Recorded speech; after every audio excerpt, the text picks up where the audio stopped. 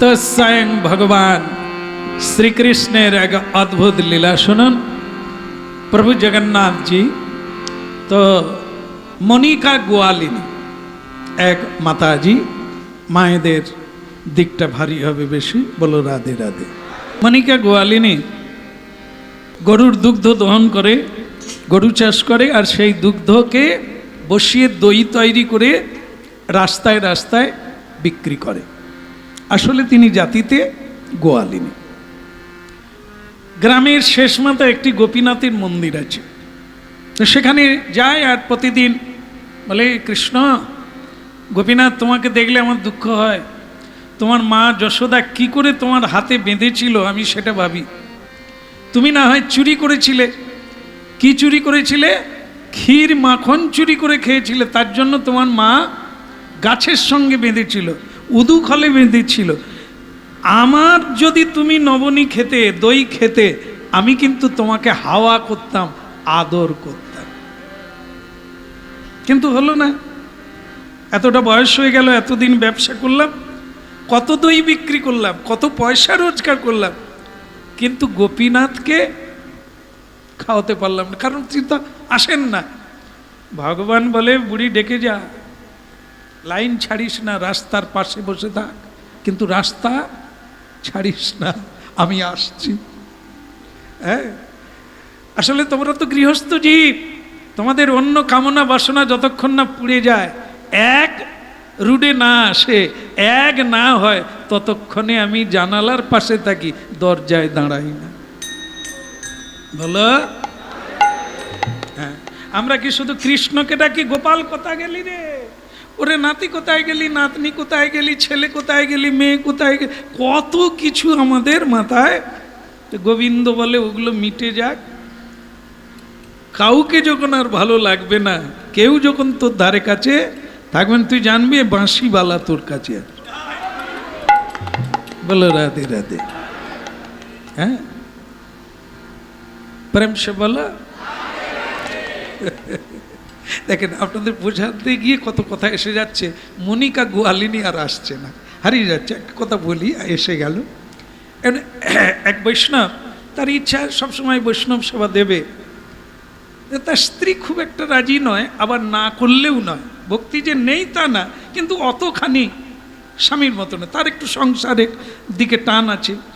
তো একদিন কি হলো, সব বৈষ্ণব সেবা দিতে দিতে স্বামী তো মানে সব শেষ করে ফেললো, আর কিছু নাই। স্ত্রীরা কিন্তু ওই জায়গাটা খুব একটা পছন্দ করে না। হ্যাঁ, দিল বলে করে খোলামালা সব দিতে হবে, আমাদের ভবিষ্যৎ কি হবে, তুমি মরে গেলে আমি কি খাবো, বলো। যেটা নিয়ে আপনারা ঝগড়া টগড়া করেন আর কি, কি রেখে গেলে আমার জন্য, তুমি কি করে গেলে। প্রেম সু বলো। যাই হোক, এটা শুনে মিলিয়ে নেন। কি হলো না, সেই বৈষ্ণব বলে, মেলা ফ্যাক ফ্যাক করো না, যেদিন তুমি খেতে পাবে না সেদিন আমাকে ডাকবে। বলে, তুমি মরে গেলে কাকে ডাকবে? বলে, আমি ভূত হয়ে আসবো। মানুষ যদি বেঁচে থেকে খেতে পাস, মরে গেলে খেতে পাবি না, এটা হয়? যার স্বামী নেই সে খেতে পায় না, বরং আগের থেকে ভালো খাচ্ছে। আগে অত ভালো শাড়ি পরতো না, এখন পরছে। আমি যদি ভুল বলি আপনারা দেখবেন, আগে লিপস্টিক দিত না, এখন বরং দেয়। আগে দিতে পারতো না, যখন খুশি যেতে পারতো না, এখন দিচ্ছে। বলো, তাহলে অত সব কি, মরলেও যা খালি মেলা বকে, যা করছি করতে দাও আর করে যাও, দেখবে সবই হবে। ভক্তমণ্ডলী মায়েরা এই দু একটা জায়গায় যায়, কীর্তনে যায়, যেটুকু পায় স্ত্রীর হাতে দেয়। আমি যখন বাজারে যাব, তোমার চাইলে তুমি দিও। আর জানেন, মায়েরা একটা কাজ করে ভালো, একটু কেটে কেটে রাখে, কিন্তু মিথ্যে বলে, এই তুমি যা দিয়েছিলে দিয়ে দিলুম, কিন্তু না, খানিকটা গম চাল কেটে নিয়েছে, তো কেটে কেটে রাখে। তো একদিন দেখা গেল যে বাড়িতে বৈষ্ণবের দল এসে গেছে হরিনাম গাইতে গাইতে, কিন্তু তার বাড়িতে সেই সময় কিছুই নাই। তো তিনি তখন বলছেন, আমি কি করি, কি করি, কোথায় যাই, কি করি? তো তখন তার স্ত্রী বলছে, হ্যাঁ দেখো এবার বোঝো, কতবার বলেছি, 5 জন যেরকম কাজকর্ম করছে তুমি করো, খালি হরিনাম করবে। এইবার তোমার হরি কোথায় গেল? এইবার বুড়ো তাই তোমার হরিনাম কোথায় গেল? চালও নেই, চুলো নেই, খাবারও নেই, এবার বোঝো। স্বামী যেটা বললো আমার এইটা বলার জন্য এই গল্পটা টেনে আনা। কি বল, দেখ যাই বল তাই বল, তোর কাছে কিছু আছে। জানলো কি করে? আমার কাছে কিছু আছে, তুমি কি করে জানলে? আমি দেখি না, তোমার যে আছে আমি কিন্তু দেখি না, আমার ধারণা তোমার কাছে আছে। কেন? তুমি কি করে বুঝলে আমার কাছে কিছু আছে? তোমার কাছে যখন থাকবে না, আমার গোবিন্দ অবশ্য আনত। আছে বলে কি বোঝা গেল? যখন কেউ থাকবে না, কিছু থাকবে না, অবশ্যম্ভাবী তিনি আসবেন। অবশ্যম্ভাবী আপনার দায় ভার বহন তিনি। যতক্ষণ আপনি কারো উপরে আস্থা রাখবেন, নির্ভরশীল হয়ে আছেন, গোবিন্দ নইব নইব তুই যতই ডাক, কারণ তুমি আমার উপরে নির্ভরশীল নয়। তো সেই স্বামী বলে দিলেন নিশ্চয়ই তোমার কাছে কিছু। সে তখন কাঁদতে কাঁদতে বলছে, ওকে তুমি যখন জানতেই পেরে গেছো, যে এইটুকু কেটে রেখেছিলাম নিয়ে নাও।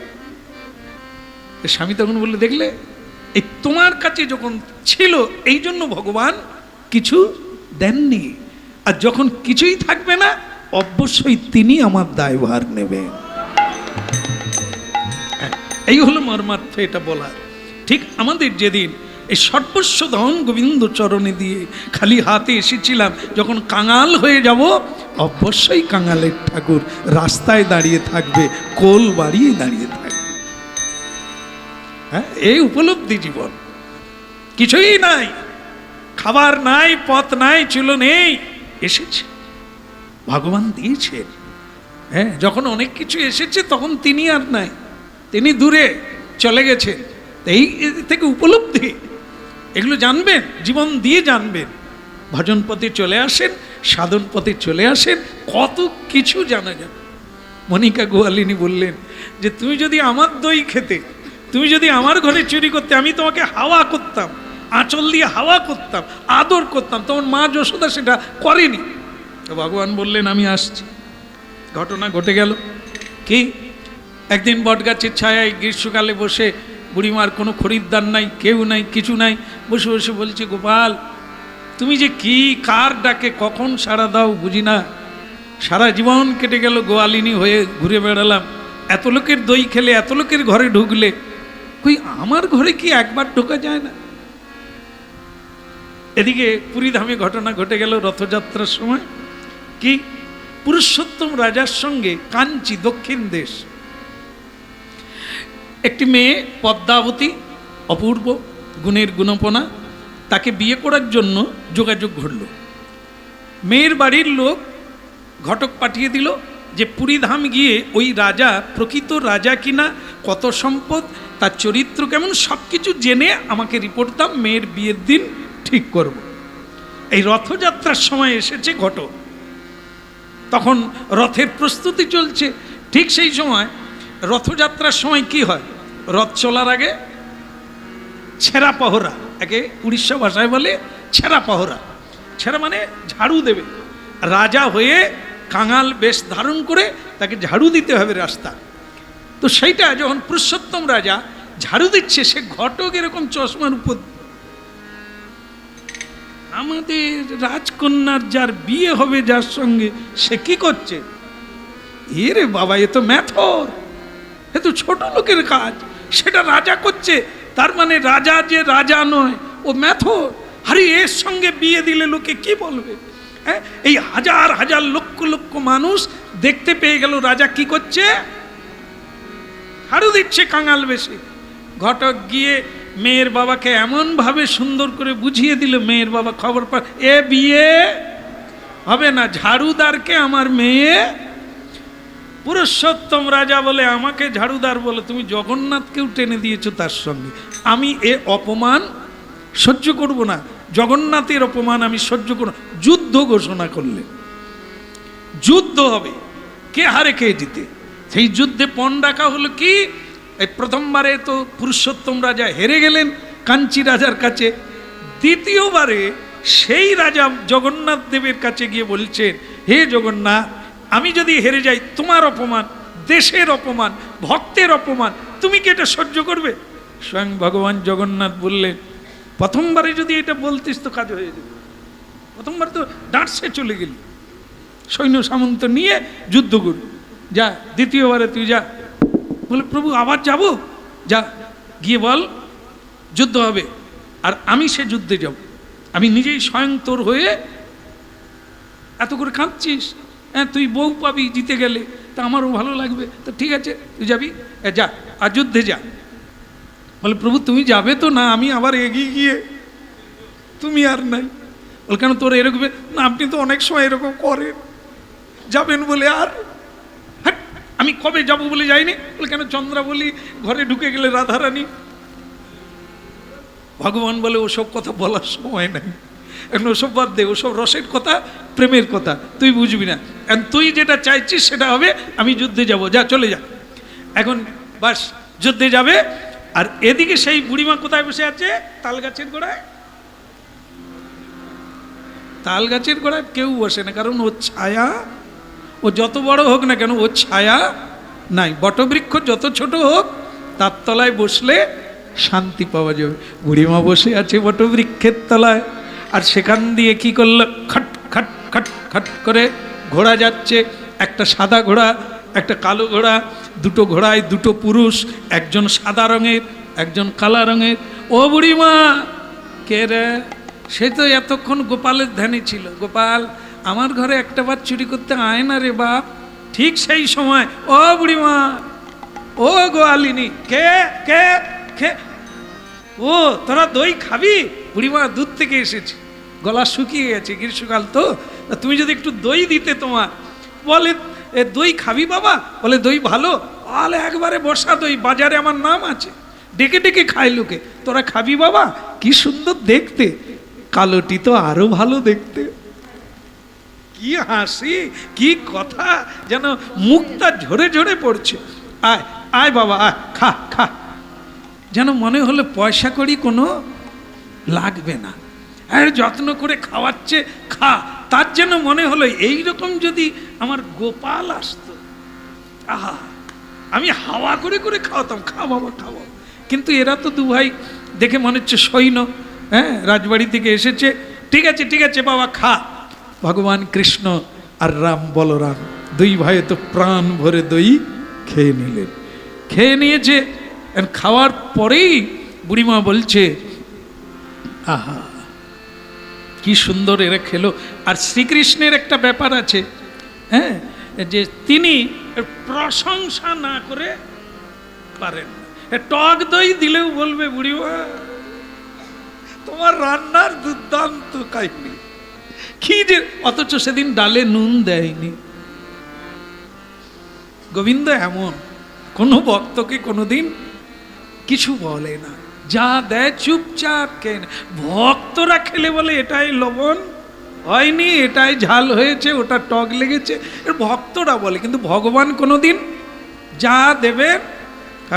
বুড়িমা যেই দধি খাওয়ালো, অমনি ভগবান তার প্রশংসা করে বলছে, বুড়িমা জীবনে দই আমি কম খাই না, কিন্তু এমন দই আমি এর আগে খাই না। বুড়িমা বলে লোক অনেকে দই খেয়েছে পয়সা কমাবার জন্য, নানা রকম দোষ ধরে, আজ আমি প্রথম এরকম প্রশংসা পেলাম যে আমার দই খুব ভালো লেগেছে। হ্যাঁ, পয়সা নিতে ভুলে গেল, দাম বলতে ভুলে গেল, যা বাবা যা, আবার আসবি, রাস্তায় এলে খাবি। বলাই বলে কৃষ্ণ দইয়ের দাম দে। কৃষ্ণ বলে চাইনি কেন দেবো, চল। হ্যাঁ ওরকম করবি না, তুই এরকম করে অনেক লোককে ঠকিস, আমি থাকতে হবে না, আমি তো দাদা না, হ্যাঁ পয়সা দে। কৃষ্ণ তখন বলে ঠিক আছে দাদা দিচ্ছি। ও বুড়িমা তা দইয়ের দাম কত? হ্যাঁ কি দইয়ের দাম? ও দইয়ের দাম দেওয়া হয়নি, তোদের হাসি দেখে, আনন্দ দেখে, খাওয়ার মজা দেখে আমার পয়সা নিতে আর মনে নাই, ভুলে গিয়েছি। তা বাবা দে দে, পয়সা দে বাবা, 8 আনা দাম হয়েছে, দে দিয়ে দে। কৃষ্ণ বলে এই না, এটা নিয়ে না, আংটিটা রেখে দাও। আংটি? এত দাম? দই 2 গ্লাস খেলি 2 ভাই, আর আংটি দিবি বাবা, এ আমি কোথায় বিক্রি করব? কেউ দেখলে চোর বলবে, এ হবে না, পয়সা দে, পয়সা দে। বুড়িমা আমরা কাজে যাচ্ছি। আসছেন, আমরা যার সৈন্য তিনি হচ্ছেন রাজা পুরুষোত্তম, উড়িষ্যার রাজা, তিনি এই রাস্তাতে আসছেন। উনি এলে আংটিটা দিয়ে দেবেন, দইয়ের দাম নিয়ে নেবে। সে বুড়িমা বলে, কি কাণ্ড বলো তো বাবা, এই আংটি রাজা দেখলে আমার মারের অভাব হবে, নিশ্চয়ই আমি চুরি করেছি এটা বলবে। এ আমি পারবো না বাবা, তুই আমার পয়সা দে, আংটি নেবে না। বলাই তখন বলছে, কৃষ্ণা এই দেখ, তুই তো খালি কাঁদাস, ভক্তকে কাঁদিয়ে কাঁদিয়ে জন্ম জন্ম তার হাড্ডি সার করে দিস। দেখ সাচ্ছা, দেখ কিরকম, বেশি দিলেও নেবে না, যতটুকু প্রাপ্য সেটুকুতেই খুশি, দিয়ে দে। তা কৃষ্ণ বলেন, বিশ্বাস রাখবেন, এখনই রাজা আসছেন, আমরা তার সৈন্য, যুদ্ধ করতে যাচ্ছি, এখন আমাদের কথা বলার সময় নেই। চলে গেলেন। বুড়িমা বললে, কাণ্ড বাঁধিয়ে গেল, এবার রাজা আসবে কি আসবে না, এলেও আমাকে চিনবে কি চিনবে না, কথা বলবে কি বলবে না, আমি কি করে বুঝবো? তো বুড়িমা খালি জপ করছেন, কৃষ্ণ কৃষ্ণ কৃষ্ণ কৃষ্ণ কৃষ্ণ কৃষ্ণ কৃষ্ণ হে কৃষ্ণ কৃষ্ণ কৃষ্ণ কৃষ্ণ কৃষ্ণ কৃষ্ণ কৃষ্ণ হে।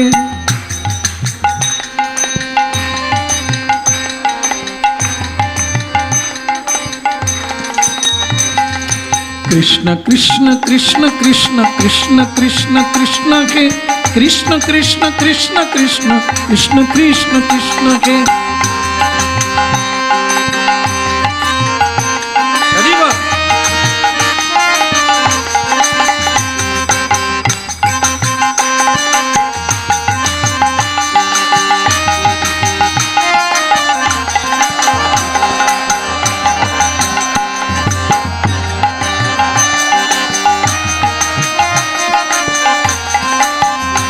এমন সময় রাজার ঘোড়া খটখট করে আসছে।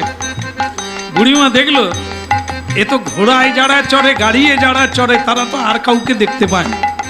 আমি সামান্য এক গোয়ালিনী, দধির পয়সা রাজা আমাকে দেবে? রাজাকে আগে আটকাতে হবে, তারপরে বোঝাতে হবে, তারপরে আদায় করতে হবে। বুড়িমা রাস্তায় শুয়ে বলল, না হলে ঘোড়া আটকানো যাবে না, গরিব মানুষ ডাকলেও রাজারা কোনোদিন তার পাত্র মিত্র সৈন্য সামন্ত চারিদিকে ঠেলে ফেলে দেবে। যেমন আমাদের মন্ত্রী টন্ত্রী রাস্তায় এলে আমাদের যে ছোটখাটো গাড়ি কি করতে হয়, খালি বলছে সরে যাও, মানে আমরা খাদে পড়ি কি খালে পড়ি দেখার দরকার নেই, রাস্তা ছেড়ে দিতে, মানে কি রাজা তো, আর আমরা গরিব মানুষ সাধারণ প্রজা, তো আমাদের সরে যেতে হবে। তাই সে বুড়িমা ঠিক করেছে যে ও রাজা চলে যাবে, আমি ডাকলেও সাড়া দেবে না, তাই সে রাস্তার মাঝখানে শুয়ে পড়েছে। সৈন্য সামন্ত হেড হেড করলেও সে বুড়িমা চুপচাপ পড়েছে। স্বয়ং রাজা বলছে, এ তোমার কি কিছু বলার আছে? বলে, মহারাজ বলার তো অনেক আছে, আপাতত বলার আপনার সৈন্য আমার দই খেয়ে চলে গেছে, পয়সা দেয়নি। হে বুড়ি, আমি যুদ্ধে যাচ্ছি, সৈন্য সব পেছনে, মিথ্যে কথা বলে পয়সা আদায় করবে, দই খেয়ে গেছে। এই তোরা কেউ দই খেয়েছিস? বলে, গন্ধ পাইনি, দই কোথা পাবো, আমরা তো আপনার পিছনে আছি, দই তো আপনার সামনে, আমরা পাবো কি করে? তাহলে বুড়িমা দই খেলো কে? পয়সা চাইছো কাকে? আগে দুজন সৈন্য আপনার নাম বলে গেল, আমার নাম বলে গেল, আর তুই দই দিয়ে দিলি? বুড়ি, কদিনের ব্যবসা? কেন ছোটবেলা থেকে তোর এখনো ব্যবসাটা অনেক বাকি, কে কার নাম বলবে আর তুই ছেড়ে দিবি পয়সা না নিয়ে? বলে, আমি অত বড় বোকা নয়। তার মানে বলে, এই যে না, এই যে বলে, ওটা কি? আংটি। এই আংটিটা আমাকে দিয়ে গেছে, আর বলে গেছে আংটি দিয়ে রাজার কাছ থেকে যতটা পয়সা ততটা নিয়ে নি। তো বুড়ি, আংটি যদি থাকলো, আংটি তো নিয়ে নিতে পারতিস, তুই আংটির বদলে পয়সা চাচ্ছিস কেন? দেখেন, আমার গুরুদেব বলে দিয়েছে, আমার মা বাবা বলে গেছে, যতটা পরিশ্রম করবি তার ফল নিবি, তার বাড়তি নিবি নি। ঋণী হয়ে যেতে হয়, বদনাম হয়, কলঙ্ক হয়ে যায়। বাবু, আমার দইয়ের পয়সা দে, তোমার আংটি তুমি রাখো। তো রাজা তো ঘোড়া থেকে নেমে পড়লেন, এমন সততা, হ্যাঁ, মহিলা এত গরিব তথাপিও কি সত্যকে জলাঞ্জলি দেয়নি, আহা, এদের মূল্য দিতে হবে। আংটিটা যেই দেখলো, আংটি চিনতে পারলো, এ তো স্বয়ং জগন্নাথ দেবের আংটি, বহু বহু মূল্যদান। সেই আংটি জগন্নাথ দেবের হাতে থাকে। সে আংটি বুড়িমা, তারা দেখতে কেমন? একজন কালো, একজন গোরা, কি অপূর্ব দেখতে। বাবু তোমাকে প্রণাম, তোমার দলে এমন সৈন্য আছে যাদেরকে দেখলে প্রাণ জুড়িয়ে যায়। আমার তো পয়সা নেওয়ার ইচ্ছেই ছিল না, যেচে দিল, ডেকে দিল। সত্যি যদি আবার কোনোদিন এই রাস্তা দিয়ে যেত। তোমার নাম কি? মনিকা গোয়ালিনী। তুমি ধন্য। এ দই তুমি কাকে খাইয়েছো? কেন? কারা ওরা? ওনারা স্বয়ং জগন্নাথ আর বলরাম, যিনি কৃষ্ণ, যিনি গোপাল, যিনি মদন মুরারি, আর যিনি জগৎগুরু বলরাম। কি ভাগ্য তুমি করেছো গোয়ালিনী। স্বয়ং জগন্নাথ এসে তোমার কাছে দুধি খেয়ে গেল। মনিকা গোয়ালিনীর কান্না ধরে রাখতে পারল না। এলে ঠাকুর, কথা তুমি রাখলে, আমার ডাক তুমি শুনলে, কিন্তু চতুরালি করে চলে গেলে। একবারও আমি বুঝতে দিলে না যে তুমি আমার বৃন্দাবনের ননীচোরা, তুমি আমার মনোহরা। সারা জীবন তোমার জন্য অপেক্ষা করে গেলাম, আর তুমি চুপি চুপি আমাকে না জানি আমার দই খেয়ে চলে গেলে। আমাকে একবার দেখতে দিলে না, আমাকে বুঝতে দিলে না। মনিকা গোয়ালিনী, আজ থেকে আমি কয়েক বিঘা জমি তোমাকে দিয়ে দিলাম। তুমি আর দই বিক্রি করো না, তুমি সাধনা করো, তুমি ভজন করো, আবার জগন্নাথ তোমার কাছে আসবে। আর আমি এই জায়গার নাম দিয়ে দিলাম, সারা পৃথিবী যতদিন থাকবে তোমার নাম ততদিন মানুষ জানবে। মনিকা পাটনা, এই জায়গার নাম দিয়ে দিলাম মনিকা পাটনা। হ্যাঁ, এই মনিকা পাটনা আর এই জায়গা তোমার নামে দিয়ে দিলাম। যতদিন তুমি বেঁচে থাকবে, তারপরেও তোমার বংশধর, তোমার আত্মীয় স্বজন এই জায়গায় গোপীনাথের পুজো করবে, জগন্নাথের সেবা দেবে। আজও যারা পুরীধাম যাবেন, এই মনিকা গোয়ালিনীর জায়গাটি আজও পূজ্য হয়ে আছে ইতিহাসের পাতায়। যে ভগবান কারোরই অপূর্ণ রাখে না, যে যা চায় সেই তা পায়, যে ডাকে তাকে অন্তর দিয়ে স্বয়ং ভগবান তার কাছে এসে ধরা দেন, এতে কোনো সন্দেহ নেই। তো মহাপ্রভু জীবের দশা কি দেখলেন না? জীবের নিদান অবস্থা। নিদানটা কি? নিদান কাকে বলে? যখন জলটাও মানে কি করতে পারছে না, ঘিরতে পারে। দেখেছেন না, করেছেন জীবনে? বলো রাধে রাধে। আমরা এটাকে জানি যে এবারে এর নিদান কাল এসে গেছে, আর বোধহয় আর ফিরে আসবে না, শেষ অবস্থা। জীবের নিদান তো এরকম না। জীব তো দৌড়াদৌড়ি, ছুটাছুটি, খাওয়া দাওয়া, মজা খুবই করছে। তাই জীবের সম্পর্কে এরকম নিদান শব্দটা কেন প্রয়োগ করল? কেউ তো নিদান অবস্থায় নেই। সবাই তো এখন দিব্যি, এখন অনেক অনেক অনেক কামনা বাসনা পূরণের জন্য এখন ঘুমোলে চলবে না, এখন বসলে চলবে না, এখন ক্লান্তি হলে চলবে না, এখন অনেক এগোতে হবে। তাহলে একে তো নিদান বলে না, কিন্তু নিদান বলছেন, তার মানে তো কারণ আছে। কারণটা কোন জায়গায়?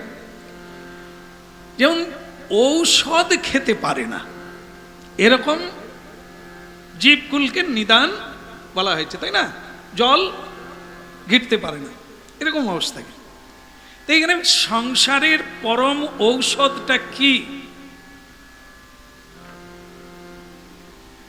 ভব তরিবারে, ভব বন্ধন মুক্ত হওয়ার জন্য, সুখী হওয়ার জন্য ঔষধটা কি?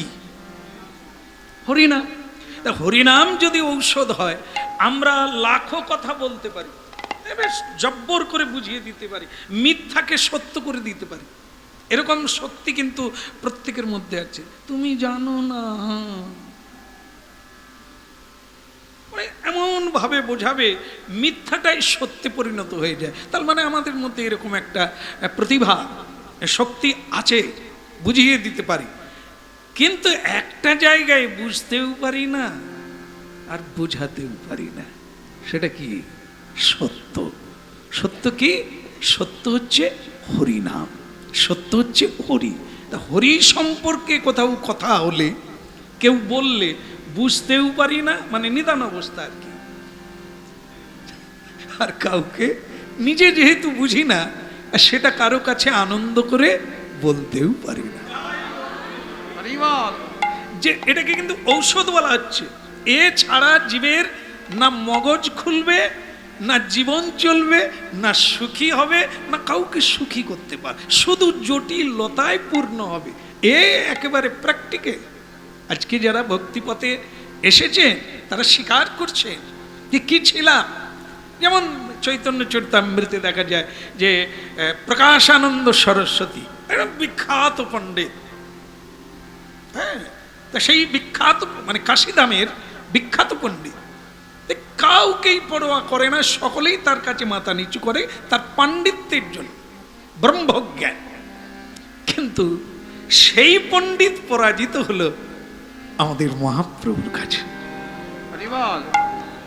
হ্যাঁ, শুধু পরাজিত মানে কি? পরাজিত মানে হেরে যাওয়া নয়, ভুল বোঝা। এতদিন যেটা তিনি বুঝেছিলেন ঈশ্বর সম্পর্কে সেটা ভুল। হাজার হাজার শিষ্যদেরকে তিনি ভুল বুঝিয়েছেন, কিন্তু শিষ্যবর্গ তো জানে না গুরুদেব যা বলবেন। তাই এই জন্য সেই প্রকাশানন্দ সরস্বতী যখন ঈশ্বর তত্ত্বটা অবগত হলেন ঈশ্বরের কৃপায়, তখন কিন্তু তিনি চোখের জলে বলেছেন, আমি শৃগাল ছিলাম, শুধু ভেউ ভেউ করে দলের সঙ্গে কণ্ঠ মিলাতাম। শৃগাল, কাক, নিজেকে কাক বলে পরিচয় দিয়েছে। মহাপ্রভুর কৃপার আগে আমি কাক ছিলাম, শুধু নোংরা কুড়াতাম, নোংরা ঠোঁটে করে বহন করতাম। একবার ভাবুন আপনারা, তাহলে যে লোকে পণ্ডিত বলতেন, পণ্ডিত বলে জানতেন, সে কিসের পণ্ডিত ছিলেন? এরই নাম তাই। কিন্তু যখন তিনি মহাপ্রভুর বদন থেকে ঔষধ পান করলেন, তার রোগটা ভালো হয়ে গেল। নিজের পরিচয় নিজেই। এগুলি মানব জীবনে মিলাতে হবে আর দেখতে হবে, আর সেটাই আমাদের পর্যবসিত হতে হবে, না হলে এই সময় অকারণ হয়ে যাবে। এই দার্শনিক তত্ত্ব, এই জীবনদায়ী ঔষধ হরিনাম তত্ত্ব, এই জন্য স্বয়ং ভগবান শ্রীকৃষ্ণ গীতায় বলেছেন না, জন্ম কর্ম চামি দিব্যম যো ব্যক্তি তত্ত্বত। যে ব্যক্তি এই দুটো জিনিস জানবে, আমার কর্মের রহস্য আর আমার লীলা রহস্য, জন্ম রহস্য, এটি যথাযথ জানলে, হ্যাঁ, তক্তাদেহং পুনর্জন্ম নৈতি মামেতি সূর্যনম, নিশ্চিত করে বলা যায় তাকে আর এই জড় দেহ, এই জাগতিক দেহ লাভ করে যন্ত্রণা ত্রিতাপ জ্বালায় দগ্ধীভূত হতে হবে না। সে আমার দিব্য লোকে অধিষ্ঠান করবে, দিব্য দেহ প্রাপ্ত হবে।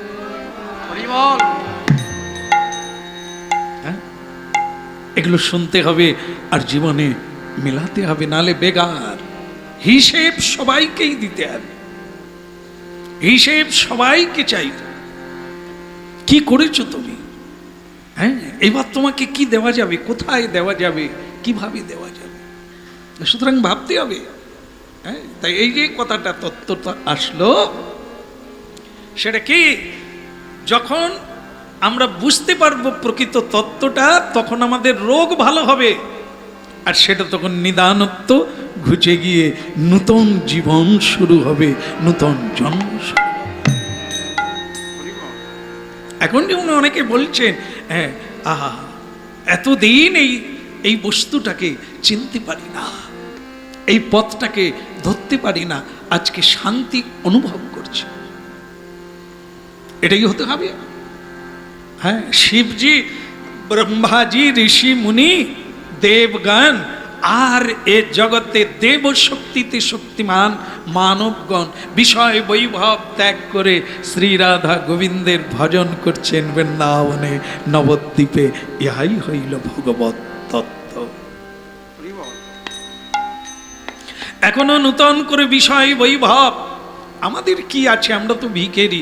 যারা বিশ্বের ধনী তারা পর্যন্ত সব কিছু মহাপ্রভুর চরণে সমর্পণ করে দিয়ে বৈরাগ্য অবলম্বন করে হরিনাম কীর্তন করছে।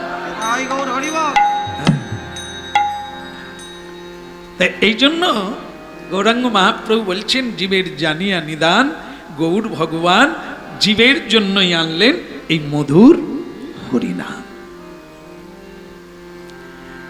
হরিনামে তো কোনো তত্ত্ব নেই, হরিনামে তো কোনো রহস্য লুকিয়ে নেই। এ তো কোনো নাম করা যায়, এ তো বহুজন গাইছে আর গাওয়া যায় না। এর মধ্যেই ভগবত তত্ত্ব লুকিয়ে আছে। কিভাবে জানবো? জানার ইচ্ছা থাকলে নামের মধ্য দিয়েই আপনি জানতে পারবেন। হ্যাঁ, এই যে যত কথা হচ্ছে না, এ একরকম কিরকম, দুটো দরজা থাকলে কি হবে? আতা হ্যাঁ আর যাতা হ্যাঁ। নেই তো এই যে যারা শুনছেন, আপনারা যদি এইভাবে প্রতি একাদশীতে শুনতে থাকেন তা আপনাদের তো মানে আর বাড়ির লোক চিনতে পারবে না, আর আপনারা বোধহয় বাড়ি চিনতে পারবেন না, এরকম হয়ে যেতে পারে। কিন্তু আমাদের তা হচ্ছে না। কারণ কি না, এটা আমাদের ভেতরে প্রবেশ করছে না, আমরা স্পর্শ করছে না, আর আমরা অনুভব নিতে পারছি না। আর সব বুঝি, কত টাকা গেল, কত টাকা রইল, এটা বিক্রি করলে কত হবে, এই করলে কত হবে, এতদিনে কত হবে, এগুলো আমরা বুঝি। কিন্তু শুধু এই জায়গাটার নিদান যেটা বুঝতেও পারি না, আর কি বোঝাতে। হ্যাঁ, এই আপনাদের মধ্যে কেউ কারো কারো বাড়ির থেকে আমাকে ফোন করে, আপনি ওখানে কি দেন? আমাদের বাড়ির লোক তো যায়, ফিরে সেই ঝগড়া করে, আর অশান্তি সহ্য হয়নি। আপনার যে ওখানে যায়, কি বলেন আপনি, কি শিক্ষা দেন? কি বলো? রাধে রাধে। তার মানে বুঝে নিতে হচ্ছে, এত কষ্ট করে এত চয়ন করলাম, এত মানে নানান শাস্ত্র থেকে মোক্ষম মোক্ষম কথাগুলোকে বেছে বেছে আপনাদের ভালো লাগবে বলে চোখা চোখা কথাগুলো বেছে বেছে বলছি, তবু কারো হচ্ছে না কাজ। কি করা যায় বলেন তো? রাধে রাধে রাধে রাধে। ফেল হয়ে যাবে ডাক্তার, আরে ঔষধ তো বদলে দিচ্ছি, ঔষধ কড়া করে দিচ্ছি, তবু রোগ ভালো হয়নি, তুই পালিয়ে যাবো, অন্য কোথাও যা। ডাক্তার রেগে গিয়ে ফেল হয়ে যাবে। বলো রাধে রাধে। হ্যাঁ, কেন, কি ব্যাপারটা কি? আসলে খবর নিয়ে দেখলে দেখা হবে একাদশী কদিন পরে পরে হয়? 15 দিন না? তার মাঝখানে হয়নি? হয়নি তো আর কি করে? তাহলে 15 দিন পরে একবার করে এখানে এলেন, কৃষ্ণ কথা, গৌর কথা, ভগবত উপদেশ শ্রবণ করলেন। কিন্তু 15 দিন কোথায় থাকেন? কি শুনেন? কার কাছে শুনেন? তা 15 দিন যেটা শুনবেন সেটা কাজ করবে না একদিন যেটা শুনবে? এই জন্য মহাপ্রভু কি বলছেন, নিত্য নাম করো, নিত্য পাঠ করো, একটু ভাগবত পাঠ করো বাড়িতে, একটু কীর্তন করো সমবেত হয়ে, আর কাছে পিঠে সাধু থাকলে একটু সাধু সঙ্গ করো। কারণ সাধুর মধ্যে একটা প্রভাব আছে, বাক্যের প্রভাব আছে, চরিত্রের প্রভাব আছে, ভজনের প্রভাব আছে। তার কথা মহাপ্রভু শোনেন, তিনি তার ইন্দ্রিয়কে নিজের ইচ্ছে মতো পরিচালনা করতে পারে, এ শক্তি তার। তোমার ইন্দ্রিয়কেও কিছুক্ষণের জন্য স্তব্ধ করে দিলেও দিতে পারে। এই জন্য একটা বৈষ্ণব বন্দনায় কীর্তন আছে না, যে কৃষ্ণ সে তোমারই কৃষ্ণ দিতে পারো, তোমারও শক্তি আছে, আমি তো কাঙালি কৃষ্ণ কৃষ্ণ বলি ধাই তব পাছে পাছে। কৃষ্ণ সে তোমারই কৃষ্ণ দিতে পারো, তোমারও শক্তি আছে, আমি তো কাঙালি কৃষ্ণ কৃষ্ণ বলি ধাই তব পাছে পাছে। ধাই তব পাছে পাছে, ধাই তব পাছে পাছে।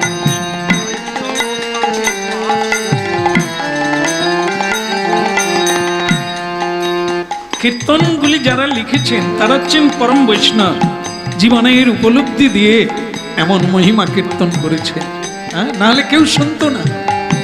এ করেছেন করেছেন, হ্যাঁ, তার নাম বেড়ে গেছে, তিনি করেছেন, আমরা শুনে কি না। সমাদরীয় এই কীর্তনের মধ্য দিয়ে মানব জীবনের সাফল্য অনুভব করা যায়। তাই আমাদেরও তাই করতে হবে। সাধুর কৃষ্ণ, বৈষ্ণবের কৃষ্ণ, তাদের কাছে না অনুগত হলে, প্রার্থনা না করলে, তারাই কেবল মহাপ্রভুকে বলে দিতে পারে আমার হয়ে, একে কৃপা করো, একে করো। আর ধাই তব পাছে পাছে, ধাই তব পাছে পাছে, ধাই তব পাছে। রাধে রাধে রাধে রাধে। বোঝা গেল? এই জন্য মাঝে মাঝে সাধুগুরু বৈষ্ণবের কাছে যেতে হবে। আর বাড়িতে নিত্য একটা পাঠচক্র পাঠ রাখতে হবে, সাধুদের সঙ্গে লিঙ্ক রাখতে হবে, নদীর সঙ্গে যোগ রাখতে হবে, নাহলে পচা পুকুর কোনো দিন জল পরিষ্কার হবে না। আবদ্ধ, করুণা সিন্ধু আবদ্ধ, চারিদিকে বাঁধ, নূতন জল প্রবেশ করে না, তাই তার পচা জল থেকেই গেছে। যদি নদীর সঙ্গে যোগ হয়ে যায় কি হতে পারে? পচা জল বেরিয়ে যাবে। এই হচ্ছে সাধু, হচ্ছে গঙ্গা, সাধু হচ্ছে নদী, যার ঘরে ঢুকবে হরি বল। আজকে একটু মহোৎসব দিয়ে দে, আমি এই দিকে যাচ্ছিলাম, তোদের বাড়ি চলে এলাম, বলে আমাদের পরম সৌভাগ্য। যারা এটা আবার বুঝতে পারে না তারা বলেন গুরুদেব এলেন বটে, একটু ফোন করে আসতে পারতেন, তাহলে গতকাল রান্না টান্না করে ফ্রিজের মধ্যে রাখতাম। আগে থেকে না, গুরুদেব যদি মানে অকস্মাৎ, হ্যাঁ, আচানক যদি পৌঁছে যায়, তাকেই বলছেন ভাগ্যবান। কেন? অনেক ভাগ্যের ফলে আসিয়া মেলে। আপনার তালি জানতে হবে আপনার ভাগ্যটি সুপ্রসন্ন, না চাইতেই মেঘ, না চাইতেই বৃষ্টি। কেমন? তা এই জন্য ভাগ্য তৈরি করতে হয়। সেই ভাগ্য তৈরি হয় কিসে? তদ্বৃদ্ধি প্রণিপাতেন পরিপ্রশ্নেন সেবায়। প্রতিদিন তুলসীতে জল দান করুন, পারলে চোখের জল একটু ফেলুন, কাজ অবশ্যম্ভাবী, অবশ্যম্ভাবী। আমরা ডাকি, আমরা গাই, কিন্তু এই গাওয়াটার মানে আমি বললে আপনাদের বুঝতে সুবিধা হবে যে আমরা কিভাবে গাইছি, কিভাবে বলছি, কিভাবে নাম করছি, আমরা নিজেরাই বুঝি। প্রকৃতভাবে যদি যোগ হয় তাহলে ফল তো বাড়বে। আত্মার সঙ্গে পরমাত্মার যোগ, নামের সঙ্গে নামের যোগ, এইসব শাস্ত্রে যোগের কথা বলা হয়েছে, বিয়োগের কথা বলা হয়নি, যুক্ত হওয়ার কথা বলা হয়েছে। সেইটা যতক্ষণ না হবে ততক্ষণ তো শক্তি সরবরাহ হবে না, কৃপা আসবে কোথা দিয়ে? এখনো যোগ হয় না, মিলিত হয় না। এই জন্য হরিনামে অত্যন্ত জোর দিতে হবে। কেন? এইভাবে চলতে চলতে, আচ্ছা এই গাড়ি দেখেছেন তো বোধহয়, গাড়ি চড়েন আপনারা, গাড়ি চালান, কিন্তু বলতে পারেন যে গাড়ির চাকা বসে যায় কোথা? পিচের রাস্তায়, ইটের রাস্তায়, কোথায়? মাটির রাস্তায়ও বসে না যদি শুকনো হয়। তাহলে বসে কখন? বৃষ্টি হলে না। হ্যাঁ, হৃদয়ে মেঘ জমবে, অনুরাগের মেঘ। চোখে জল আসবে, তখন তো ভিজবে, আর সেই ভেজা রাস্তায় গোবিন্দের চাকা বসে যাবে। হ্যাঁ, এগুলো তো কোনো কেবল কথার মালা নয়, কথা মালা নয়, কথার কথা। ইহাই যথার্থ কথা। হরিনাম করতে করতে অশ্রু বিন্দু কি ঝরেছে গোবিন্দের জন্য? না না, আমাদের শুনেছি যেটা সাংবাদিক আমাদের এই যে মীরার বধুয়া না, শুনেছেন তো, যাত্রাপালা, ঝিলিকের মা মীরার বধুয়া, তো কে কে করেছিলেন? মানে বীণা দাশগুপ্ত না? হ্যাঁ, তো বীণা দাশগুপ্ত বিখ্যাত গাহিয়ে, তার কণ্ঠধ্বনি এখনো মানুষ ওই লোক ছাড়া আর কেউ ধরেই ফেলে, আর শুনলে শুনতে ইচ্ছে করে। তার কাছে এই যে উনি যত ভক্তিমূলক করেছেন, আর আমাদের কি বলে ওই যে আরে ফিল্ম স্টারে যিনি ভোলে বাবা পার করেগা, তারকনাথজির পিকচারে, সিনেমাতে কে মাতাজি একজন অভিনয় করেছিল না? বাহ, মনে রেখেছেন তো। সেই সন্ধ্যারায় এমনভাবে বাবা তারকনাথ করেছে, তারকেশ্বরের জায়গা কুলোচ্ছে না। ওইটার পরেই বেশি জমে উঠল, বেশ ফিতে টিতে বেঁধে, হ্যাঁ, নূতন শাড়ি হাঁটুর উপরে পুরো স্টাইল, দলে দলে এখন ডিজে বাজিয়ে যায়। আমরা তো হরিনাম গেয়ে রাস্তায় রাস্তায় ঘুরি, উরি বাবা কি মজা করে করে। এটা ভালো, খারাপ না। এর সবাই ওই সন্ধ্যা রায়কে দেখলেই আমাদের ভক্তিতে একবার হৃদয় গুলে যায়। এত মানে এটা ভাইরাল হয়েছে বা এত নাম হয়েছে। তখন সাংবাদিক সন্ধ্যা রায়ের কাছে গিয়েছেন। আমি সেই সময় খবরের কাগজ নিতাম, পড়তাম। তখন খুব পয়সা, 8 আনা 1 টাকা দাম খবরের কাগজে, খুব ভালো লাগতো, অনেক কিছু জানে। তো সেই সময় একটা সাংবাদিক সেই সন্ধ্যা রায়কে বলছেন, আপনার এই চরিত্র দেখে, আপনার এই সিনেমা দেখে বহু মানুষ অনুপ্রাণিত হয়েছে। হ্যাঁ, ভক্তিতে সবাই ভোলানাথের সেবা করছেন, জল ঢালতে যাচ্ছেন। আপনি কি বলেন? আপনি কি আগের থেকে চেঞ্জ হয়ে গেছেন? আপনি কি ভক্তি মার্গে চলে এসেছেন? তিনি হেসে বলেছিলেন, এটা আমার পেশা, আমার কাছে সব ভক্তি টক্তি এসব কিছু নাই, এটা আমার একটা পেশা, অভিনয় করেছি। সেটা হতে পারে মানুষের ভালো লেগেছে, কিন্তু তাহলে এই নয় যে আমি বোধহয়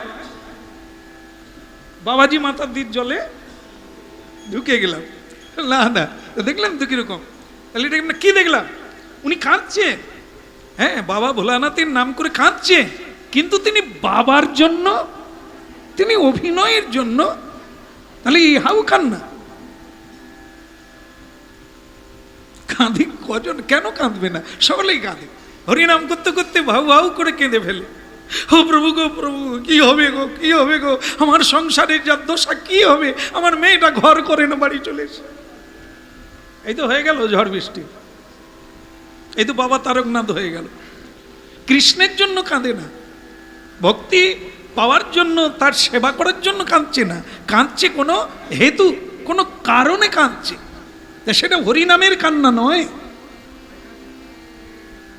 কিছুর জন্য, নানা জিনিস হতে পারে। তা এই জন্য এই কান্না আর ওই কান্না আকাশ জমিন তফাৎ। কৃষ্ণ ভক্ত নির্জনে বসে কাঁদছেন, এটা ভক্তি। আর বহুজনের সামনে দেখিয়ে দেখিয়ে কাঁদছেন, এটা হচ্ছে অভিনয়, লোকাড়ম্বর। তো এইগুলিকে দেখতে হবে, বুঝতে হবে, নালে সব নকল আসল একাকার হয়ে যাবে। বীণা দাসকেও ওই একইভাবে প্রাসঙ্গিক জিজ্ঞাসা করেছিলেন যে আপনি তো অনেক ভক্তির যাত্রা পালা করলেন, তা আপনার কি অন্তর থেকেই এই ভক্তির প্রভাব? তিনিও বলেছিলেন, না, এটা আমার পেশা, অভিনয় করা আমার পেশা, এর মধ্যে ভক্তির কোনো গন্ধ নেই। তাহলে এগুলো থেকে বুঝতে হবে যে আমরা যেটা করছি সেটা কি আন্তরিক না বাহ্যিক? বাহ্যিক হচ্ছে সেটা আন্তরিক যতক্ষণ না হবে, মহাপ্রভু সেই জায়গায় বলে রেখেছেন ভবিষ্যতি।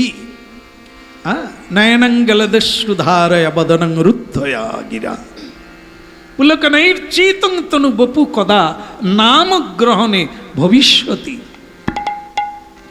সেই ভবিষ্যতের জন্য তুমি ধৈর্য ধারণ করো, সেই ভবিষ্যতের জন্য নামের প্রতি যত্নবান হও, শ্রদ্ধাবান হও। একদিন কৃষ্ণ বলতেই নয়নে অশ্রু সিক্ত হয়ে উঠবে। তাহলে কথা হচ্ছিল ছল।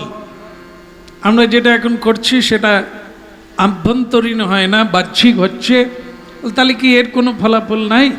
আছে, এটার থেকেই ওটা আসে। হ্যাঁ, আসবে।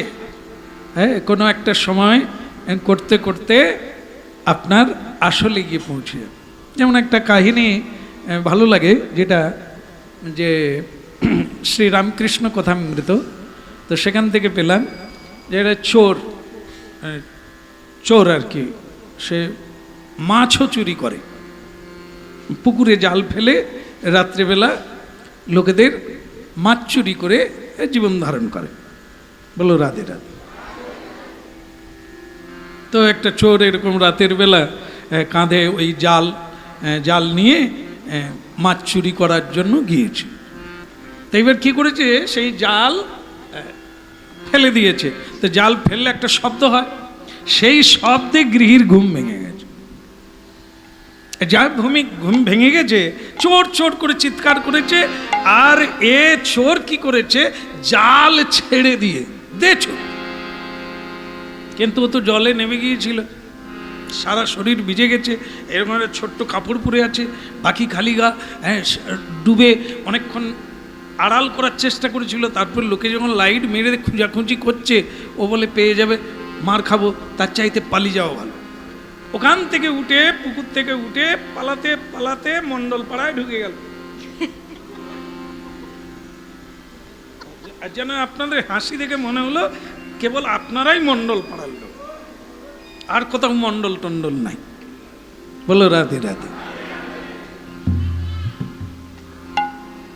তা সে পাড়ায় ঢুকে গেছে।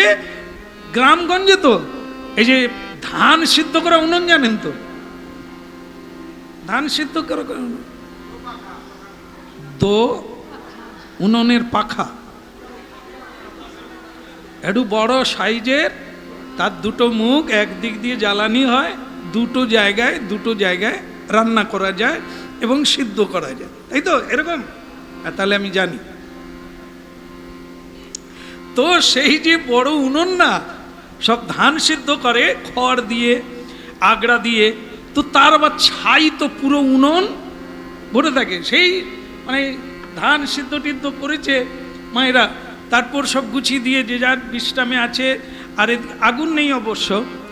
চোর দেখলো পালাবার আর কোনো রাস্তা নাই, সে তখন ওই উনুনের ভিতরে ঢুকে। স্বাভাবিক কারণে লোক কি উনুন খুঁজবে? চোরের মাথা। তা সেই উনুনের ভিতরে সে লুকিয়ে গেছে। তো জাগে এ যাত্রায় সে পাতালতা ঢেকে বসে আছে, লোক খুঁজাখুঁজি করে উনুনের উপর দিয়ে লাফ দিয়ে চলে যাচ্ছে। চোর কিন্তু দিব্যি এ যাত্রায় বেঁচে গেল। তা ভোর হয়ে গেল, সে দেখলো উনুনে আর থাকা যাবে না। সকালবেলা মায়ের এবার জ্বালানি দেওয়া শুরু করবে, তা আমার অবস্থা কি হবে? সে চিন্তা করলো আর এখানে থাকা যাবে না, জায়গা পরিবর্তন করতে হয়। চোর উনুন থেকে একবার ভোর রাত্রে, মানুষ তখন উঠে না, সে উঠে পড়ে দেখলো একদম সারা গায়ে ছাই জড়িয়ে গেছে। তেমনি ভিজে পুকুর থেকে উনুনে ঢুকে গিয়েছিল, উনুনের যত ছাই তার গায়ে জড়িয়ে গেছে। তাকে চেনাই যাচ্ছে না, এক অদ্ভুত লাগছে, যেন অনেকটা সাধু সাধু মনে হলো। বাবা ভোলানাথের ভক্ত বোধহয় ছাইটাই মেখেছে, ভস্য মেখেছে। হ্যাঁ, সে আবার কি করলো, ওই হাতেটাতে জড়িয়েছিল, বাস বোম বলে একদম সাধু পাক্কা। সে তখন কি করে, এই ভাবতে ভাবতে সকাল হয়ে গেছে, লোকজন চালু হয়ে গেছে, আর পালাবার রাস্তা না দেখে ফাঁকা একটা জায়গায় শ্মশানের ধারে বড় গাছ ছিল, অশ্বত্থ গাছ, তার গোড়ায় বসে পড়েছে।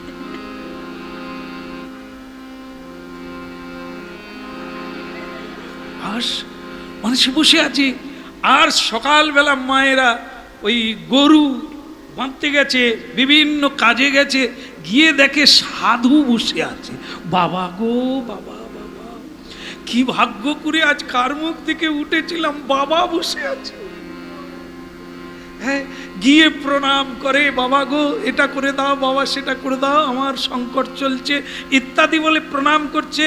তাহলে তুই কাকে প্রণাম করলি, এত খুশি কেন? বলে এক বাবা এসেছে, শ্মশানে বসে আছে, এ যেন মনে হয় উপর থেকে নেমেছে। আহা কি শান্ত চোখ, কি মানে একবারে সারা গায়ে ছাই, কোনো তার বিলাসবহুল কিছুই নাই, ত্যাগ আত্যাগ, বৈরাগ্যের সীমারেখা পার হয়ে গেছে। সাধু বাবা বসে আছে, যে যা চাইবি তাই পাবি। বাস, মায়েদের কাছে যদি এই সংবাদ একবার পড়ে, দিল্লি, মাদ্রাস, নেপাল হতে আর দেরি হবে। কারণ মায়েরাই বেশি মুদা ধরতে যায়। হ্যাঁ, কর্তা জানলে মেরে ফাটিয়ে দেবে, তাই কর্তাকে না জানিয়ে মুদা ধরতে যায়। তাই মায়েরা যদি জানতে পারে সারা দুনিয়া হতে বেশি যে কোনো কথা, এনারা প্রচার ভালো করে, আপনারা না। বলো রাধে রাধে। তো যাই হোক, সে প্রচার একেবারে দিগন্ত ছাড়িয়ে গেল। মানে কি, লোকে লোকারণ্য। সে মানে দুগ্ধ আনে তো মিষ্টি আনে, ও ফল আনে তো সে কলা আনে। কেন, কিছু না দিয়ে কি হয়, এত উপকার হচ্ছে। গাভী দুগ্ধ দিচ্ছিল না, এখন দাঁড়িয়ে দাঁড়িয়ে দুগ্ধ দেয় বাবার কৃপায়। পেটের যন্ত্রণা কোনো ডাক্তার ভালো করতে পারে না, বাবার কৃপায় তাই ছড়িয়ে গেল। হ্যাঁ, সেইটা বলার আর লাগে না। আমার দাদা বসে আছে, এ দাদাকে নিয়ে আমরাও এক বাবার কাছে গেছিলাম। আপনারা শুনেছেন কিনা জানি না, যশার পেরিয়ে গোপালনগরে এক বাবা, গল্প বলছিলাম এনাদের। এদেরকে সেই স্কুলটা দেখিয়ে গল্পটা বলেছিলাম যে আমিও এই গল্পের মধ্যে ছিলাম। এক সাধু এসেছেন, হ্যাঁ, যে যা চাচ্ছে সব পেয়ে যাচ্ছে। আমরা দু ভাই চিন্তা করলি, চলো না দাদা, তোমার তবু আছে, আমার তো কিছু নাই, যদি হয়। দাদা রাজি হয়ে গেলেন, চল দু ভাই যাই। গেলাম। আমরা যখন সেখানে পৌঁছালাম, লোক অনেক জড়ো হয়েছে, কিন্তু সাধু আর নাই। কি হলো, সাধু চলে গেল। আমরা আসছি শুনে, না, সাধুকে পুলিশ ধরে নিয়ে গেছে।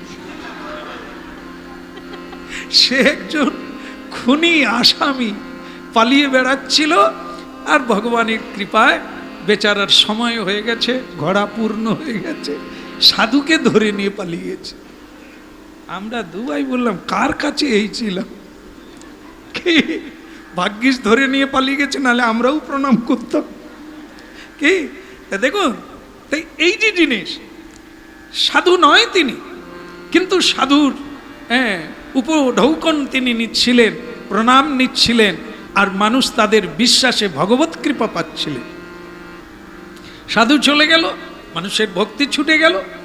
এরকম সাধু দেখলে আর বিশ্বাস খুব একটা করেন না, না জানি ওই রকম। কিন্তু আমরা যে গল্পের মধ্যে রয়েছি, কাহিনীর মধ্যে রয়েছি, সেটি হলো অন্যরকম। কি, যখন লোকে তাকে প্রণাম করছে, খাবার দিচ্ছে, অর্থ দিচ্ছে পর্যাপ্ত পরিমাণে, যেটা চুরি করে হতো না। মানুষ এখন সম্মান করছে ঠাকুর বলে, সাধু বলে প্রণাম করছে।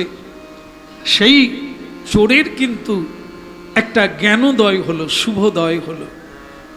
বিচার করলেন, আরে বাবা, আমি তো সাধু নয়, আমি আদৌ সৎপথে নেই, আমি চুরি করি, আমি লোক ঠকাই, লোককে কাঁদাই, কিন্তু আজ আমার একই দশা। আজ মানুষ এত আমাকে দান দেন করছে, তাহলে আমি যদি প্রকৃত সাধু হতে পারতাম, নিয়ে শেষ করতে পারতাম। শুধু সাধু সেজেছি, তাতে যদি এত, যদি আমি প্রকৃতভাবে সাধু হতে পারতাম, আর কত। রামকৃষ্ণ কথামৃতের সাধু কিন্তু আর উঠল না, বসেই গেল। সাধু হতে হবে। ভগবান আমাকে জানিয়ে দিলেন তুই কি কি নিবি, কত নিবি, জানিয়ে দিলেন। তাই পরবর্তীকালে তিনি এক মহা সাধুতে পরিণত হয়েছিলেন। এই প্রসঙ্গ থেকে এই ব্যাখ্যা এসেছে, এভাবেও যদি কেউ করতে থাকে, এই বাহ্যিকটাও যদি করতে থাকে, একদিন যদি ভগবানের করুণা হয়, কার কবে চৈতন্য হবে কে বলতে পারে? যদি হয়, হতে পারে, বলে তাহলে এরকমই ভণ্ড ভণ্ড থাক, চোর চোর থাক, করতেই থাক, এরকম ভাবেই করতে না। এর জন্য পরম্পরা, এর জন্য বিধি। হ্যাঁ, গুরু ধরে পরম্পরা মেনে, আদেশ মেনে, উপদেশ মেনে ভজন করুন। লোক ঠকানোর দরকার নেই, চোর হওয়ার দরকার নেই, বাহ্যিক লোক ঠকানোর জন্য সাজার দরকার নেই। উপদেশ মেনে শাস্ত্রোচিতভাবে আপনি নাম জপ করুন, আপনি প্রভাতে উঠুন, ভগবত সেবা করুন, হাতে তালি দিয়ে কীর্তন করুন, মহাপ্রভুর বিধান। এই বিধি মেনে চললে একদিন রাগানুগা ভক্তিতে পরিণত হবে, নয়নে অশ্রু আসবে, ইতে কোনো সন্দেহ নেই। বলা হয় না যে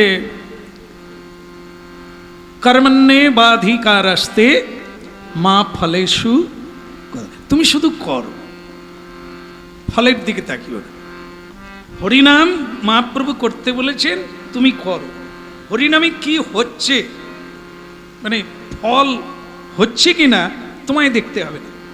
হরিনাম করতে বলেছেন, 10-5 মিলি নিজ দারিতে বসিয়া কৃষ্ণ নাম করজীবী, হাতে তালি দিয়া করতে বলেছেন।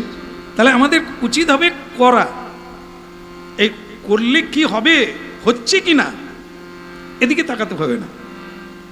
যেমন মনে করুন খানদানি চাষি, খানদানি চাষি আর রেডিমেড চাষি কিরকম? রেডিমেড চাষি হচ্ছে লোভে চাষ করে, এই এত ফসল হবে, এত বিক্রি করব, এত লাভ হবে, এরকম হচ্ছে লোভী চাষি।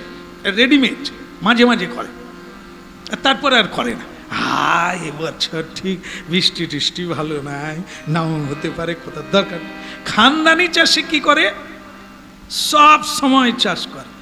কি হবে, কতটা হবে দেখার দরকার নেই, আমি চাষি, আমাকে চাষ। রামকৃষ্ণ ঠাকুর বলেছেন তোমরা খানদানি চাষি হও, হরিনাম করা উচিত, তুমি করবে। চাষের ফল কতটা হলো তোমাকে সেরকম অনেকে আছে। গতকাল একজন আসে, এসে বলছে শ্যামসুন্দর প্রভু আর শরীর টানে না, জানেন, এই আমাদের এও বলে মাঝে, এরকম অনেকেই করে। এই চাষবাস করতে করতে চাষে আর লাভ হচ্ছে না, আর ওতে কিচ্ছু নাই, তুলো কারখানায় গেলে তবু প্রতিদিন পয়সা, লোকের বাড়িতে ঝিগিরি করবো সেও ভালো, তবু এ ঘরে চাষবাস করে আর পেট, হচ্ছে লোভী চাষি। এই হরিনাম 2 দিন করার পরে শ্যামসুন্দর প্রভু আপনার এত বাড়ন তো কি করে, চাষও করেন না, পরিশ্রমও করেন না, কি করে আপনি খেয়ে এত ভালো খাচ্ছেন বলুন তো? তুমি ঢুকে যাও, আসো, লাইনটা নাও না, তুমিও নাও না। ভগবান তো সকলের জন্য, ভগবান তো এই লাইনটা সকলের জন্য রেখেছে, তুমি চলে এসো। বলে যদি ঢুকে যাই, প্রথমে কি করতে হবে? প্রথমে আমিষ ত্যাগ করতে হবে। তাহলে দরকার নেই কি? আরে বাবা, তুমি তো তার আগে ভক্ত হও, তবে তো অনায়াসে আম কাঁঠাল খেয়ে কে শেষ করতে পারবে না, গন্ধে টিকতে পারবে না। আর আমরা একটা কাঁঠাল কিনে খেতে পারি না, লোক টিপে টিপে ঘর পালিয়ে আসে, কাঁঠাল টিপে, দাম বেশি, এখন খাবনি বাবা, রথের সময় পৌঁছে গেলে তখন। বলো রাধে রাধে। আর আপনি কৃষ্ণ নাম করুন, অফ সিজনেও কাঁঠাল খাবে। অফ সিজন, যে সময় কাঁঠাল হয় না, কারো ঘরে হয়েছে তারা মহাপ্রভুকে দিয়ে যাচ্ছে, আর আমরা মহাপ্রভুর পাশে আছি মানে কি খাবো, কি পাবো না। আর যারা চাষ করে, যারা রোজগার করে, ওরাই খেতে পায় না। তাই বললাম দলে ঢুকে যাও। হ্যাঁ, এত যদি সোজা হতো তাহলে তো দলে জায়গা কুলোতো না। কারণ এ কঠিন আছে। বহুজন, আমরা যখন কীর্তন শুরু করেছি, খুব ভালো ভালো লোক আমাদের বলেছে, শ্যামসুন্দর তোমার বাবাও বোকা, তোমরাও বোকা। বাবার কথা শুনে হরিনামে ঢুকে গেলে কি পাবে? দেখবে ছেঁড়া চাটায় বসতে দেবে, আর গুড় মাখানো খই খেতে দেবে, আর পচা কলা, দাগি কলা খেতে দেবে। এই বাতাসা হরিণুটের দলে ঢুকে গেলে, সঙ্গীত শিখলে না, তাহলেও অনেক বড় শিল্পী হতে পারতে, আর অন্য কিছু কর্ম করলে রোজগার হতো, বিয়ে করতে পারতে। তোমাদের বিয়েও হবে না। কেন? যারা হরিনাম করে ওদেরকে কেউ মেয়ে বলো রাধে রাধে। আমি তো সেই শ্যাম সুন্দর। কেমন? এখনো ধনী মানিরা হাত জোড়ো করে বলে আপনি কৃপা করুন যেন একটু শান্তির ছিটে ফোঁটা পায়। তাই তো ভালো লাগে শুনতে। লোকে এত ধনী, এত মানি, কিন্তু সুখী হতে পারেনি। সুখী কখন হয়? যখন সে হরিনাম সংকীর্তনে যোগদান করে, গড়াগড়ি দেয় আর চোখের জলে ভাসতে। আজ জেলায় জেলায় দেশ বিদেশে ঘুরে এ উপলব্ধি করতে আর কিছু লাগবে না। বিশ্বাস হয়ে গেছে কোনো কিছুতে কিছু নাই, যা আছে নামের মধ্যে। হরি নাম কর সাধনা, হরি নাম কর সাধনা,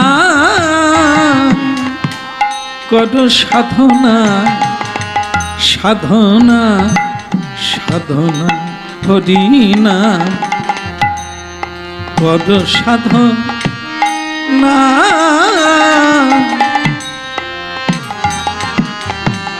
নামে পাপি কাটে, তাপি কাটে, নামে পাপি কাটে, তাপি কাটে, ঘুচে ভব যাতনা, যাতনা যাতনা, কর সাধনা। এই হরি নাম কর সাধনা।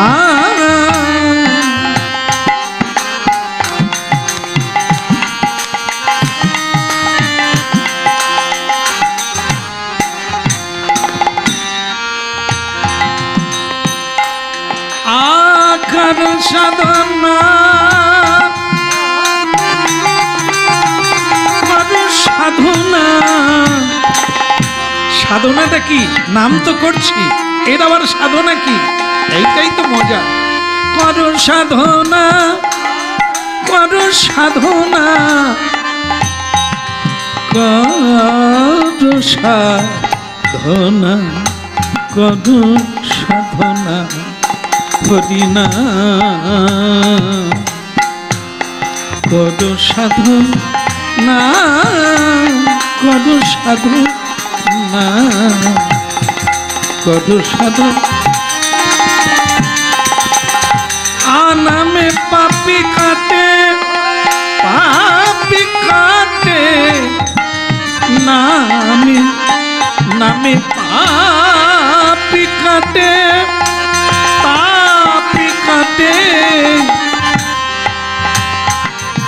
হরিনাম করো, আর নূতন করে পাপ করার প্রবৃত্তিটাই জাগবে না। পূর্বের পাপগুলো হরিনামে পুড়ে যাবে। তাপ, তাপটা কি? ত্রিতাপ, আদি ভৌতিক, আদি দৈবিক, আধ্যাত্মিক, ত্রিতাপ। নামে পাপি কাটে, পাপি কাটে, কাটে, তারপরে ঘুচে ভাব যাতনা, যাতনা যাতনা যাতনা যাতনা যাতনা যাতনা কত সাধন না এই হরি নাম কত সাধন না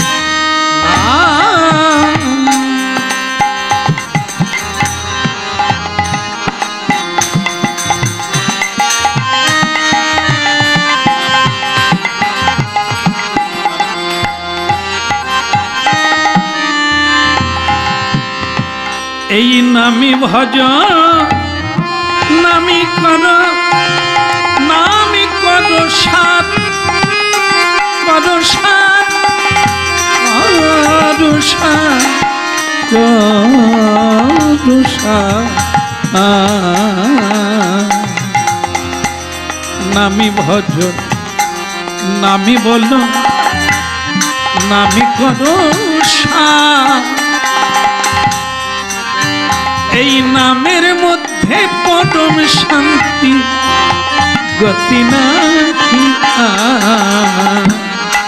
ভুলেও যেন ভুলো নাখে ভুলেও যেন ভুলো নাখে সেই হরি চরণা সেই হরি চরণা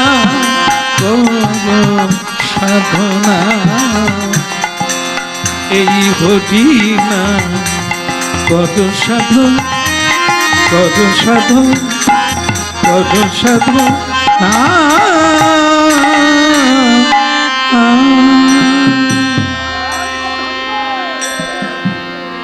রাধে রাধে জানতে হরিনাম করি অজান্তে হরিনাম হবে সেটা হবে সাধনা রাধা নামের সাধামাসি বাজালেও বাজে না বাজালেও বাজে গাইলেও গাওয়া যাবে না গাইলেও গাওয়া এমনিতে হবে এর নাম হরিনাম সাধনা আমাদের সাধতে হবে জানতে অজান্তে যেন স্মরণ হয় কর সাধনা এই হরিনাম একদিন রাধে রাধে কুটিলা সবসময় রাধারানীর নামে ওই নালিশ করে এই তোমার বউ এইরকম তোমার বউ এই উমুক জায়গায় যাচ্ছে এই উমুক করছে জটিলা খুব একটা দেখেও না যায়ও না বাইরে তো সে বিশ্বাস করে না সে বলছে তুই খালি পিছনে লাগিস কেন তা তুই একদিন ধর এখন হাতে নাতে ধর তবে আমি লোকজন ডেকে বলি পূর্ণমা যাক যাক পূর্ণমাসী যাক আবার ডাকবো বলো রাধে রাধে ঠিক সময়ে ভগবান এক একজন দিয়ে দেয় আমি পূর্ণমাসীর কথা বলছি আর তিনি আসবেন আবার আসবেন বলো রাধে রাধে তুই হাতে নাতে ধর এই জন্য কুটিলা কি করলো সব সময় রাধারানীকে ফলো করতে লাগলো তার পিছনে পিছনে লুকানি চুকানি দেখতে লাগলো কি করে রাধা কৃষ্ণকে এক জায়গায় পাবো মাকে দেখেন ফলে কি দাঁড়ালো নিন্দা করতে করতে আসলে গিয়ে পৌঁছে গেল প্রেম সে বলো কি বলছে আসলটা কি না এই নিন্দা করতে ওমা তোমার বউ অমুক জায়গায় গেছে এই কাণ্ড ঘটিয়েছে আমরা মুখ দেখাতে পারি না ইত্যাদি এখন সে কি বলছে ভুল করেই বলে ফেলছে ওমা রাধা কৃষ্ণ জয় জয় জটিলা বলে কি বলিস রাধা কৃষ্ণ জয় জয় কি ভুল হয়ে গেছে আমি ওটা বলতে চাইনি আমি বলতে চাচ্ছি তোমার বউ রাধা কৃষ্ণের সঙ্গে রাধা কৃষ্ণ বল বল বলি রে সবাই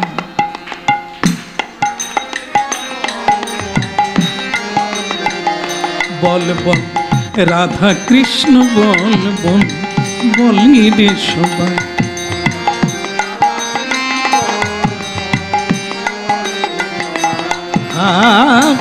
এই ভিক্ষা যা সকল যা ফিরিছেন যে আমার গৌরলিতা রাধা কৃষ্ণ বল বল রে সবাই তোরা রাধা কৃষ্ণ বল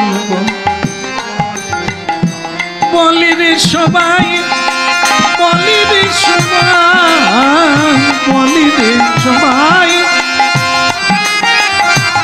রাধা কৃষ্ণ বল বল রে সবাই রাধা কৃষ্ণ বল বল রে সবাই হরি বল রে সবাই বল রে সবাই বল রে বল রে। এই জন্য কুটিলা রাধাকৃষ্ণের দর্শন পেয়েছিল, চোখের জলে শ্রীকৃষ্ণ চরণে নিবেদন করেছিল যেন জন্ম জন্ম আমি ননদিনী হয়ে জন্ম নিই, আমি যেন রাধার পিছনে লাগতে পারি, কেননা তার যে সিদ্ধিটা হলো পিছনে লেগে। আমি যেন আবার জন্ম পেলে কুটিলা হয়ে জন্ম নিই, আমি সাধনা জানি না, ভজনা জানি না, এই কৃপা করো আমি যেন রাধা রানীর ননদিনী হয়ে জন্ম নিই। কুটিলা তুমি তো নিন্দুক, তুমি আজ কাঁদছো কেন? জানতাম না তাই, কিন্তু সেই নিন্দা যে একদিন বন্দনায় পৌঁছাবে সেটাই বুঝতে পারি। লোকে আমায় আহা বলুক, বা বলুক, সুন্দর বলুক, আমি চাই না লোকে আমাকে কুটিলা বলে নিন্দা করুক, কিন্তু আমি যেন কুটিলা হয়েই জন্ম নিই, আবার যেন রাধা কৃষ্ণকে দর্শন। এই প্রসঙ্গে থাকার ফল হচ্ছে এই, যেন তেন প্রকারের রাবণের রাম দর্শন হয়ে গেল, রামকে মারো, রামকে নিন্দুক, রামের নিন্দা করতে করতে রাবণ রাম দর্শন প্রাপ্তি হয়ে গেল। সীতারাম, হিরণ্যকশিপু ভগবান বিষ্ণুকে স্মরণ করতে করতে তার নাড়ি ভুঁড়ি চিত্ত সব বিষ্ণুতে পর্যবসিত হয়ে গেল, তারই ঔরসে প্রহ্লাদ জন্ম নিল। কংস মোরার কয়েক বছর আগের থেকেই সব সময় শ্রীকৃষ্ণ চিন্তা করছে, এই বুঝি মারল, এই বুঝি এলো, এই বুঝি আমায় ধরল। শ্রীকৃষ্ণ দর্শন দিলে, তিনি দর্শন করলেন, শ্রীকৃষ্ণ হাতেই প্রাণ দিলেন, হ্যাঁ, তার মুক্তি হয়ে গেল, ভগবান তাকে মুক্তি দান করলেন কৃষ্ণ। তাই আমাদের সাধন সম্পর্কে এত কথা আসলো। সাধনা এই করতে করতে জীব হয় একটা সাধন সঙ্গম শুরু হয়ে যায়, যেটা আমরা আন কথা বলতে গিয়েও রাধা কৃষ্ণ নাম এসে যাবে, কৃষ্ণ নাম এসে। এই জন্য জপমালা খুব উপকারী জিনিস। জপমালা প্রতিদিন নিয়মে জপ করতে হবে, এটা আপনাকে টানবে, আর এই জপটাই একদিন আপনার কাছে সাধনা হয়ে দাঁড়িয়ে যাবে। তাই অবশ্যই হ্যাঁ, জপমালায় জপ করার অভ্যাস করতে হবে। স্বয়ং মহাপ্রভু নিজে করে ঠাকুর হরিদাসকে দিয়ে নামাচার্য, তিনি সিদ্ধি হয়ে গেলেন শুধু জপের দ্বারা। 3 লক্ষ নাম জপ করে হরি নামে সিদ্ধি প্রাপ্ত হয়ে গেলেন।